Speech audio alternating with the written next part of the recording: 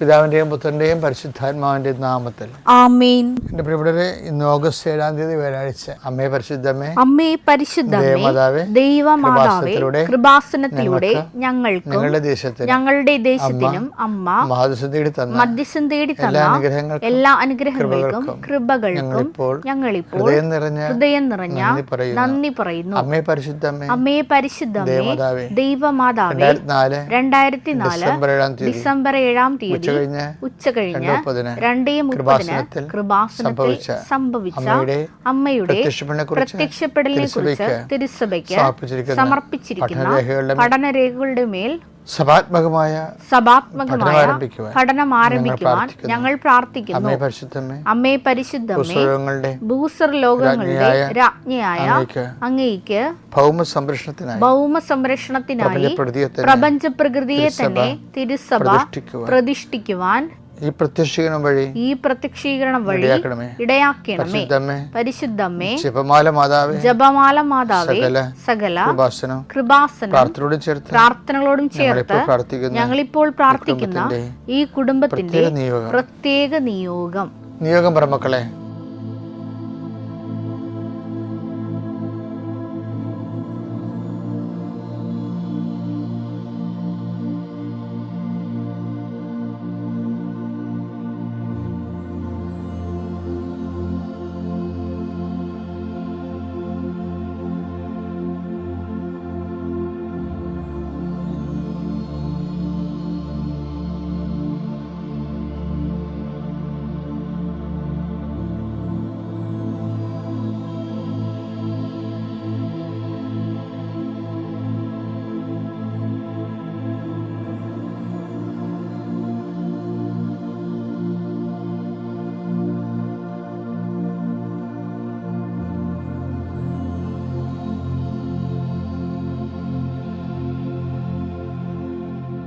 അമ്മയുടെ പ്രത്യക്ഷീകരണത്തിന്റെ ഈ അനുഗ്രഹവേളയിൽ ഞങ്ങൾക്ക് സാധിച്ചു തരുവാൻ കനിയണമേ. ആമേൻ. വിശ്വാസ പ്രമാണം. സർവശക്തനായ പിതാവും ആകാശത്തിന്റെയും ഭൂമിയുടെയും സൃഷ്ടാവുമായ ദൈവത്തിൽ ഞാൻ വിശ്വസിക്കുന്നു. അവിടുത്തെ ഏകപുത്രനും ഞങ്ങളുടെ കർത്താവുമായ ഈശോ മിശിഹായിലും ഞാൻ വിശ്വസിക്കുന്നു. ഈ പുത്രൻ പരിശുദ്ധാത്മാവിനാൽ ഗർഭസ്ഥനായി കന്യകാമറിയത്തിൽ നിന്ന് പിറന്ന് പൊന്തിയോസ് പീലാത്തോസിന്റെ കാലത്ത് പീഡകൾ സഹിച്ച് കുരിശിൽ തറയ്ക്കപ്പെട്ട് മരിച്ച് അടക്കപ്പെട്ട് പാതാളങ്ങളിൽ ഇറങ്ങി മരിച്ചവരുടെ ഇടയിൽ നിന്ന് 3-ാം നാൾ ഉയർത്ത് സ്വർഗത്തിലേക്ക് എഴുന്നള്ളി സർവശക്തിയുള്ള പിതാവായ ദൈവത്തിന്റെ വലതുഭാഗത്തിരിക്കുന്നു. അവിടെ നിന്ന് ജീവിക്കുന്നവരെയും മരിച്ചവരെയും വിധിക്കുവാൻ വരുമെന്നും ഞാൻ വിശ്വസിക്കുന്നു. പരിശുദ്ധാത്മാവിലും ഞാൻ വിശ്വസിക്കുന്നു. വിശുദ്ധ കത്തോലിക്കാ സഭയിലും പുണ്യവാന്മാരുടെ ഐക്യത്തിലും പാപങ്ങളുടെ മോചനത്തിലും ശരീരത്തിന്റെ ഉയർപ്പിലും നിത്യമായ ജീവിതത്തിലും ഞാൻ വിശ്വസിക്കുന്നു. ആമേൻ. സുഖസ്ഥനായ ഞങ്ങളുടെ പിതാവേ, അങ്ങയുടെ നാമം പൂജിതമാകണമേ. അങ്ങയുടെ രാജ്യം വരണമേ. അങ്ങയുടെ തിരുമനസ് സ്വർഗത്തിലെ പോലെ ഭൂമിയിലും ആകണമേ. അന്നു വേണ്ടുന്ന ആഹാരം ഇന്ന് ഞങ്ങൾക്ക് തരണമേ.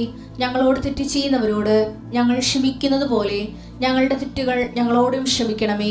ഞങ്ങളെ പ്രലോഭനത്തിൽ ഉൾപ്പെടുത്തരുതേ, തിന്മയിൽ ഞങ്ങൾ രക്ഷിക്കണമേ. ആമേൻ. നന്മ നിറഞ്ഞ മറിയമേ, സ്വസ്തി. കർത്താവ് അങ്ങയുടെ കൂടെ സ്ത്രീകളിൽ അങ്ങ് അനുഗ്രഹിക്കപ്പെട്ടവളാകുന്നു. അങ്ങയുടെ ഉദരത്തിൻ ഫലമായി ഈശോ അനുഗ്രഹിക്കപ്പെട്ടവനാകുന്നു. പരിശുദ്ധ മറിയമേ, തമ്പുരാന്റെ അമ്മേ, പാപികളായ ഞങ്ങൾക്ക് വേണ്ടി ഇപ്പോഴും ഞങ്ങളുടെ മരണസമയത്തും തമ്പുരാനോട് അപേക്ഷിക്കണമേ. ആമേൻ.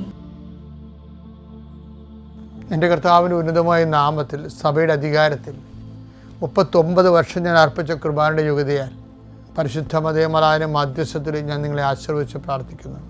കർത്താവ്, ഒരു വിഷയം തന്നെ പല പ്രാവശ്യം വെച്ച് പ്രാർത്ഥിച്ചിട്ട് ഒരു മൂവ്മെൻ്റ് ഇല്ലാതെ ഇനി എന്ത് ചെയ്യണം, പ്രാർത്ഥന നിർത്തണോ ഇതുപോലെ ചിന്തിച്ചുകൊണ്ടിരിക്കുന്നവർക്ക് ആത്മശക്തിയും ആത്മധൈര്യം കരുതുന്നതിന് വേണ്ടി പ്രത്യേക അഭിഷേകം നൽകണമെന്ന് പ്രാർത്ഥിക്കുന്നു. ജീവിതമാർഗം മുട്ടിപ്പോയവർ, ജീവിതമാർഗം തീർന്നു പോകാൻ പോകുന്നവർ, ജീവിതമാർഗം പൊളിച്ചു പണിയാൻ ആഗ്രഹിക്കുന്നവർ, അവരെല്ലാം നീ ഈശ്വരനാമത്തെ ആശ്രയിക്കുന്നു. വിവാഹിതരെയും വിവാഹ ജീവിതത്തെ പ്രയാസങ്ങളോട് ഒരുമിച്ച് പിരിഞ്ഞു പോയിട്ട് ഒരുമിച്ച് ജീവിക്കാൻ താമസിക്കുന്നവരും ആഗ്രഹിക്കുന്നവരും കർത്താവ് ആശ്രയിക്കട്ടെ പ്രാർത്ഥിക്കുന്നു. എപ്പോഴും ഓരോരോ രോഗാവസ്ഥ മാറുന്നില്ലല്ലോ, വീട്ടിൽ തന്നെ ബാധ്യമാണല്ലോ. മറ്റുള്ളവർ പറയണ രഹസ്യമായിട്ട് പറയണ പോലെ കേട്ടുകൊണ്ട് അതിൻ്റെ സംഘടിപ്പ് കൂടി അനുഭവിച്ചുകൊണ്ട് വീട്ടിൽ കഴിയുന്ന മക്കളെ അവർ കർത്താവ് ഏറ്റെടുക്കണം, അവരുടെ വേദന ഏറ്റെടുത്ത് അവർ സുഖപ്പെടുത്തണം പ്രാർത്ഥിക്കുന്നു. വർഷങ്ങളായിട്ട് കട്ടിൽ കിടക്കുന്നവരും തളർന്നുപോയവരും തളർവാരോഗികളായി കിടക്കുന്ന ആൾക്കാരെ കർത്താവ് സന്ധിക്കണമെന്ന് പ്രാർത്ഥിക്കുന്നു. എൻ്റെ കർത്താവിന് വിരുദ്ധമായ നാമത്തിൽ സഭയുടെ അധികാരത്തിൽ കുരിശിൻ്റെ അടയാളത്തിൽ ദൈവശക്തിയെ ഭാഗോടപടി നടക്കാത്ത കുടുംബങ്ങളും ഭാഗോടപടി നടക്കാനുള്ള വസ്തുക്കൾ അങ്ങനെ ദുരിതനുസരിച്ച് പ്രാർത്ഥിക്കുന്നു. അതെല്ലാം കർത്താവ് ഏറ്റെടുക്കുകയും കർത്താവ് നിങ്ങളെ സന്ധിക്കുകയും ചെയ്തെന്ന് പ്രാർത്ഥിക്കുന്നു. ഈശോയെ പിതാമ്പുത്രൻ പരിശുദ്ധാത്മാ സർവ്വശരെ നയിക്കും. ആമേൻ. പ്രിയമുള്ളവരെ, ദൈവത്തിൻ്റെ വചനങ്ങൾ നമ്മൾ ഒരു വിഷയത്തിന് ഇന്ന പ്രാർത്ഥന ഇന്ന വിഷയം മനസ്സിൽ കണ്ടുകൊണ്ട് നമ്മൾ ഓരോ ആധ്യാത്മിക അനുഷ്ഠാനങ്ങൾ ചെയ്യുന്നു. പക്ഷേ വചനം കേൾക്കുന്നതിൻ്റെ പിന്നിലും ഇങ്ങനെ ഒരു ഇക്കോണമി വർക്ക് ചെയ്യുന്നുണ്ട്. ഇപ്പോൾ ചില ആൾക്കാർക്ക് കിട്ടിയിരിക്കുന്ന അഭിവൃദ്ധിയുടെ അടിസ്ഥാനത്തിൽ പ്രാർത്ഥിക്കുക, ആത്മീയത, അഭിവൃദ്ധിയുടെ അടിസ്ഥാനത്തിലുള്ള ആധ്യാത്മികത എന്ന് വെച്ച് കഴിഞ്ഞാൽ അവർക്ക് നല്ല അഭിവൃദ്ധി ഉണ്ടെങ്കിൽ എനിക്ക് പള്ളിയിൽ പോകേണ്ട കാര്യമൊന്നുമില്ല എന്ന് പറയുന്ന കുട്ടികളെയും ഞാൻ കണ്ടിട്ടുണ്ട്. അവർക്ക് അതിനൊക്കെ വലിയ കാര്യമുണ്ട്, അതുകൊണ്ടാണ് പള്ളിയിൽ നിന്ന് മാറാൻ നടക്കണമെന്ന് പറയും. അപ്പോൾ എനിക്ക് കാര്യമൊന്നുമില്ല, കാര്യം ഞാൻ റിട്ടയർഡാണ്, എനിക്ക് നല്ല പെൻഷൻ കിട്ടും, എൻ്റെ മക്കളെല്ലാം സെറ്റിൽഡാണ്. അപ്പോൾ അഭിവൃദ്ധിയുടെ ആനുപാതികമായിട്ടായിരിക്കും ആൾക്കാർക്ക് ആധ്യാത്മിക വരുന്നത്. ഇത് എന്ന് വെച്ച് കഴിഞ്ഞാൽ എന്തുകൊണ്ടാണ് ഇതെന്ന് പറയണത്, ദൈവ കൃപയുടെ വാതിൽ ഇവർക്കെതിരെ അടയപ്പെട്ടുന്നതുകൊണ്ടാണ് ഇങ്ങനെ ഇവർക്ക് ഇതിൻ്റെ അപ്പുറത്തൊന്നും ഇവരുടെ ഈ നശിച്ചു പോണ ഫേവേഴ്സ് ഭൗതിക ആനുകൂല്യങ്ങൾക്ക് അപ്പുറത്ത് ദൈവത്തെ കാണാൻ പറ്റാത്തത് എൻ്റെ കാരണം അതാണ്. പല ആൾക്കാരുടെയും പ്രാർത്ഥനകളുടെ പിന്നിലുള്ളത് തെണ്ടിക്കല്ലേ എന്നുള്ളത് തന്നെയാണ്. എന്താണ്? മക്കൾക്ക് വേണ്ടി പ്രാർത്ഥിക്കുന്നു, പിന്നെ പേരഗ്രാങ്ങൾക്ക് വേണ്ടി പ്രാർത്ഥിക്കുന്നു, മകളെ ഗർഭിണിയായി കഴിഞ്ഞാൽ ആ കുഞ്ഞിന് കുഴപ്പമുണ്ടാകാതിരിക്കാൻ പ്രാർത്ഥിക്കുന്നു, കുഞ്ഞ് ജനിച്ച പിന്നെ നല്ല സ്കൂളിൽ അഡ്മിഷൻ കിട്ടാൻ വേണ്ടി പ്രാർത്ഥിക്കുന്നു. ഇങ്ങനെ എല്ലാം നമുക്ക് എങ്ങനെ തലകുത്തി പറഞ്ഞാലും, അതായത് മനുഷ്യൻ പ്രാർത്ഥിക്കണതെല്ലാം അവൻ്റെതായ ദൈവം അവൻ്റെ ഭൗതികമായ സാഹചര്യങ്ങളുടെ സമ്മർദ്ദത്തിൻ്റെ ഒരു പരിഹാരകനായിട്ട് മാത്രമാണ് ദൈവത്തെ മനുഷ്യൻ കാണുന്നതും അനുഭവിക്കാനൊക്കെ ആഗ്രഹിക്കുന്നത്. അപ്പോൾ അതുകൊണ്ട് ഈ അനുഗ്രഹദാതാവായ ദൈവത്തിൽ നിന്ന് മനുഷ്യനൊരിക്കലും ഉയരണമില്ല.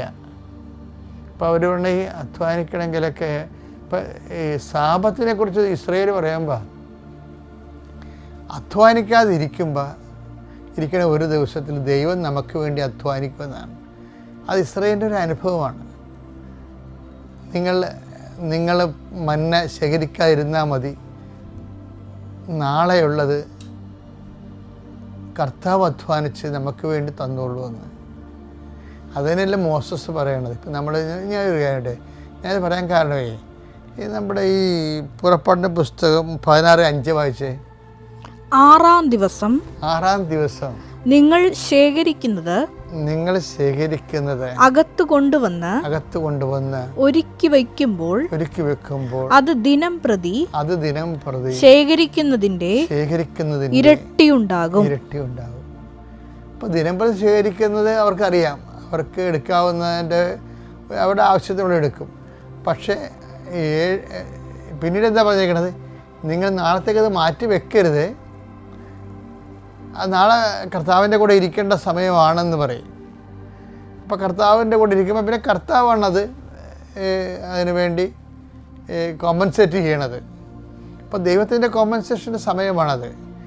അപ്പോൾ അതുകൊണ്ട് തന്നെയാണ് ഈ ഞായറാഴ്ചകളിലൊക്കെ അതിൻ്റെ ഭാഗമായിട്ടാണ് നമുക്ക് ഞായറാഴ്ചയല്ല. ഇപ്പോൾ ഞായറാഴ്ച ഞങ്ങളുടെ കുഞ്ഞുനാളിലൊക്കെ ആരും ജോലിക്ക് പോകത്തില്ലായിരുന്നു. ഇപ്പോഴീ കോൺട്രാക്ടർമാരും ജോലി നഷ്ടപ്പെടുന്നുള്ള സമ്മർദ്ദങ്ങളെല്ലാം കാരണം ജനങ്ങൾ ഞായറാഴ്ച കുർബാന പോലും മുടങ്ങാൻ ചില ആൾക്കാർ ജോലിക്ക് പോകും. അത് ഗൾഫ് രാജ്യങ്ങളിൽ അവർക്ക് ഞായറാഴ്ച ഇല്ലാത്തത് കൊണ്ട് അവർ വെള്ളിയാഴ്ച ആണ് അവിടെ ആചരിക്കണത്. അപ്പോൾ വെള്ളിയാഴ്ച അവിടെ കുർബാനയുണ്ട്. അപ്പോൾ പക്ഷേ അവർ ഞായറാഴ്ച കുർബാന ഇല്ലല്ല എന്നും പറഞ്ഞുകൊണ്ട് വെള്ളിയാഴ്ച പോകത്തുമില്ല. അതപ്പോൾ ഞായറാഴ്ച കുർബാന ഇല്ലാഞ്ഞ കാരണം അത് അവർക്കൊരു മുട്ടാഴ്ത്തി പറയാൻ വേണ്ടിയുള്ള ഒരു എന്താണ് ഒരു ഉതപ്പായിട്ട് മാറിയിരിക്കുന്ന വിഷയം. അപ്പം ഇങ്ങനെ ഓരോ ഒഴിവ് കഴിവുകൾ പറഞ്ഞ് ദൈവത്തെ ഒഴിവാക്കുന്ന വിഷയങ്ങൾ അവർ അതിൻ്റെ ഇപ്പോൾ തുടങ്ങിയല്ലത്, പണ്ട് പോലെ ഉണ്ട്. കർത്താവ് ഒഴിവ് കഴിവിൻ്റെ കാര്യം പറയത്തില്ലേ, ഞാനൊരു ഏറുകളയെ വാങ്ങിച്ചു, അതിനെ പരീക്ഷിക്കാൻ പോകണമെന്നൊക്കെ പറഞ്ഞിട്ട് ഇങ്ങനെയൊക്കെ നിലവുഴിന കാട്. അപ്പോൾ കർത്താവിൻ്റെ കാലത്ത് ഒഴിവ് കഴിവുകൾ പറഞ്ഞിട്ടുള്ള അണ്ണന്മാരുണ്ട്. ഇന്നും ഓരോരോ കാര്യത്തിന് ഒഴിവ് കഴിവ് പറയും. കൊച്ചിന് പാടില്ല, പിന്നെ അപ്പൻ കിടപ്പിലാണ്. എന്നാൽ അപ്പനൊന്നും കിടപ്പിലാണെങ്കിൽ ഇവള് അതിൻ്റെ അകത്ത് നോക്കത്തില്ല. അവൾ ചിലപ്പോൾ വാട്സപ്പ് നോക്കിക്കൊണ്ടിരിക്കുകയായിരിക്കും. ഇതിന് അപ്പനെ വെച്ച് അവൾ ജാക്കിയാക്കിയിട്ട് ജാമ്യം എടുക്കും. അപ്പോൾ ഇങ്ങനെയുള്ള അഭ്യാസങ്ങളെല്ലാം ഉള്ളത് കൊണ്ട് ഈ ജനം പറഞ്ഞിട്ട് കേട്ടില്ല മോശസിനോട്. പുറപ്പാട് 16:19 വായിച്ചേ. മോശ അവരോട് പറഞ്ഞു, ആരും അതിൽ നിന്ന് അല്പം പോലും പ്രഭാതത്തിലേക്ക് നീക്കി വെക്കരുത്. എന്നാൽ അവർ മോശയെ അനുസരിച്ചില്ല. ഇതാ സംഭവം. കുറെ പേര് അനുസരിക്കാതിരിക്കുകയെ. നമ്മൾ എന്ത് അത്ഭുതങ്ങൾ അനുദിനം കണ്ടാലും അനുസരിക്കാതിരിക്കുന്ന ആൾക്കാർ അന്നേ ഉണ്ടായിരുന്നു. ഇത് എന്താ വെച്ചാൽ കർത്താവ് നിങ്ങൾക്ക് വേണ്ടി അധ്വാനിച്ചോളും, നിങ്ങൾ മൗനമായി ഇരുന്നാലും മതി എന്ന് പറഞ്ഞാലേ മൗനമായി പോയി കലികയെ കുത്തിയിരിക്കണം എന്നല്ല എൻ്റെ അർത്ഥം. കർത്താവിൻ്റെ കൂടെ ഇരിക്കണം. മാർത്ത നീ അനേക കാര്യങ്ങളെ ഓർത്തുകൊണ്ട് ഉത്കണ്ഠാകുലരായിരിക്കുന്നു. മറിയം സാപത്ത് ആചരിച്ചെന്നാണ് പറയണേ. എന്നുവെച്ചാൽ മറിയം നല്ല ഭാഗം തിരഞ്ഞെടുത്തു. എന്താ കർത്താവിൻ്റെ കൂടെ ഇരുന്നു. ലൂക്കാ 10:42 ഒന്നു മാത്രമേ ആവശ്യമുള്ളൂ. മറിയം നല്ല ഭാഗം തിരഞ്ഞെടുത്തിരിക്കുന്നു. അത് അവളിൽ നിന്ന് എടുക്കപ്പെടുകയില്ല. അപ്പൊ സാപത്തിന്റെ വിശ്രമങ്ങളും കർത്താവിനെ കൊണ്ട് അധ്വാനിപ്പിക്കാനുള്ള ഒരു ആധ്യാത്മിക തന്ത്രമാണത്, ടെക്നിക്ക്. അത് തന്നെ. പക്ഷേ കർത്താവ്, അതുകൊണ്ടാണ് മോശസും പറയണതേ, പുറപ്പാട് 14:14 എടുക്ക്. കർത്താവ് നിങ്ങൾക്ക് വേണ്ടി യുദ്ധം ചെയ്യും. നിങ്ങൾ ശാന്തരായിരുന്നാൽ മതി. ശാന്തരായിരുന്നു വെച്ച് കഴിഞ്ഞാൽ വായു വെള്ളവും കൊണ്ടുകൊണ്ടിരിക്കണം എന്നല്ല എൻ്റെ അർത്ഥം. കർത്താവിൻ്റെ കൂടെ ഇരിക്കുക, ശാന്തമാവുക. ഞാൻ ദൈവമാണെന്ന് ദൈവത്തെ അറിഞ്ഞുകൊണ്ടിരിക്കണം എന്നാണ് പറഞ്ഞത്. സങ്കീർത്തനം 46:10 ശാന്തമാവുക, ഞാൻ ദൈവമാണെന്നറിയുക. ഇത് ലിങ്ക് ചെയ്യാവുന്ന വചനങ്ങളാണ്. എന്ന് വെച്ചാൽ നിങ്ങൾ പുറപ്പാട് 14:14 അനുസരിച്ചുകൊണ്ട് സങ്കീർത്തനം 46:10 ലിങ്ക് ചെയ്യാവുന്നതാണ്. എന്താ വെച്ചാൽ അവിടെ പുറപ്പാട് 14:14 പറയുന്നത് കർത്താവ് നിങ്ങൾക്ക് വേണ്ടി യുദ്ധം ചെയ്യും, നിങ്ങൾ ശാന്തതയായിരുന്നാൽ മതി. അതുതന്നെയാണ് ശാന്തമാവുക, ഞാൻ ദൈവമാണെന്നറിയുക. ഈ ശാന്തത ഇരിക്കണ വെറുതെ ഇങ്ങനെ വായു വെള്ളവും കൊണ്ട് ശാന്തമായിട്ടിരിക്കണമല്ല, അല്ലെങ്കിൽ പാസ്ത്ര ഒട്ടിച്ചുകൊണ്ടിരിക്കത്തില്ല. സൈലൻസ് എന്ന് ടീച്ചർ പറയുമ്പോൾ ഉടനെ അങ്ങനെ ഇരിക്കണമല്ല പരിപാടി. ശാന്തമാവുക, ദൈവത്തെ അറിയണത് എന്തിനാണ്? നിത്യതയ്ക്ക് വേണ്ടിയുള്ള ദിവസമാണത്. സാപത്ത് എന്തിനുള്ളതാണ്? നിത്യതയ്ക്ക് വേണ്ടിയുള്ള ദിവസം, നിത്യതയെക്കുറിച്ച് ചിന്തിക്കുന്ന ദിവസങ്ങളാണ്. ഞായറാഴ്ച കർത്താവിൻ്റെ ദിവസമാണെന്ന് പറയുമ്പോൾ നമ്മളോട് ഉയർപ്പിൻ്റെ ദിവസമാണെന്ന്, ഞാനാണെങ്കിൽ എനിക്ക് ഉയർപ്പിൻ്റെ ദിവസമാണെന്ന് പറഞ്ഞാണ് പൊതുവെ പറയണത്. പക്ഷേ അത് എൻ്റെ അണ്ടർലൈൻ എന്താണ്? നിത്യതയ്ക്ക് വേണ്ടി, നിത്യതയെക്കുറിച്ച് ചിന്തിക്കുന്ന ദിവസമാണ്. അപ്പോൾ എന്താണ്? ഏകസത്യദൈവമായ നിന്നെയും നീ അയച്ച യേശുക്രിസ്തുവിനെയും അറിയുകയാണ് നിത്യജീവിതം. അപ്പോൾ അവിടെ അറിവുകളല്ലേ. അപ്പോൾ ശാന്തമായി ഇരുന്ന് എന്താ പറയണത്? ശാന്തമായിരുന്ന് ദൈവത്തെ അറിയുക. എന്തിനാണ് അറിയണത്? ഏകസത്യതയായ നിന്നെയും നീ അയച്ച യേശുക്രിസ്തുവിനെയും അറിയുകയാണ് നിത്യജീവൻ. 17:3 എടുത്തേ.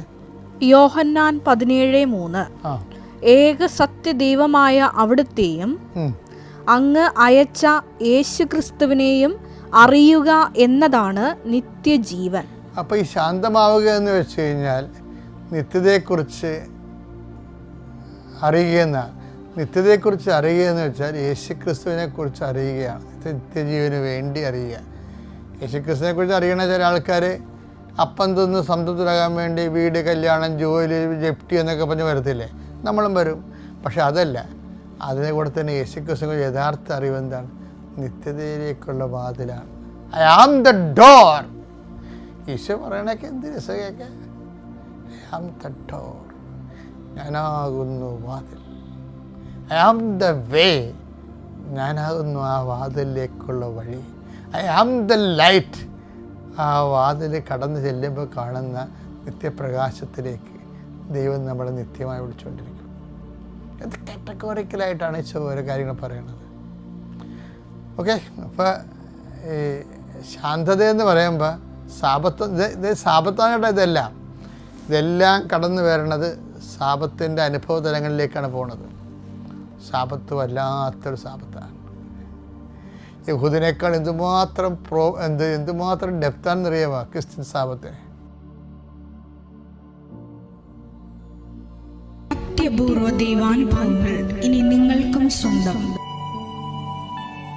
ഈ യൂട്യൂബ് ചാനൽ ഇതുവരെ സബ്സ്ക്രൈബ് ചെയ്തിട്ടില്ലെങ്കിൽ ഇപ്പോൾ തന്നെ സബ്സ്ക്രൈബ് ചെയ്യുക.